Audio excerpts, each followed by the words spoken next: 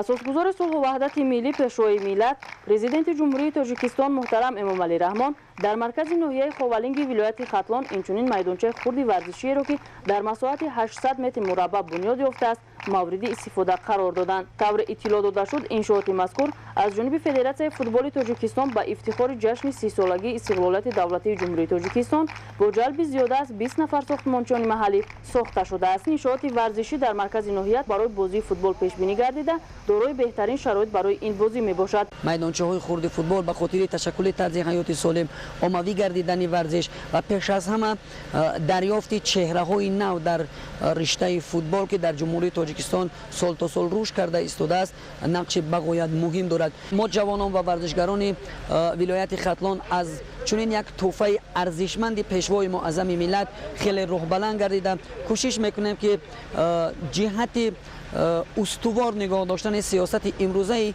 пешвои муаззами миллат ва дар амал татбиқ намудани дастури ҳидоятҳои роҳбарияти олии сиёсии кишвар тамоми нерӯи худро равона намоем. Майдончаи хурди бозии футбол дар ноҳияи Ховалинг бо тарзи зебову замонавӣ ва ҷавобгӯ ба талаботҳои сохтмонӣ бунёд карда шуда, дар он 35 адад таҷҳизоти хурду бузурги равшандиҳӣ насб карда шудааст. Илова бар ин барои зебогии гирду атрофи иншооти мазкур дарахтони ороишиву сояафкан ва дар масоҳати 60 метри мураббаъ гулҳои зебои мавсимӣ шинонида шудааст. мо бисёр хурсанд ҳастем ки имрӯз дар ноҳияи Ховалинг майдончаи варзишӣ сохта ба истифода шудааст.